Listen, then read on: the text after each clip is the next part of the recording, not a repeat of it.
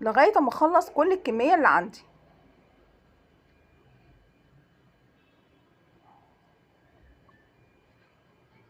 ضربه واحده، كل مره هضرب ضربه واحده اهو. بصوا حضراتكم بزود شويه صغيرين بشويه صغيرين، وهكون بقى حاطه الشوربه بتاعتي على النار بتغلي مع مرقه الدجاج.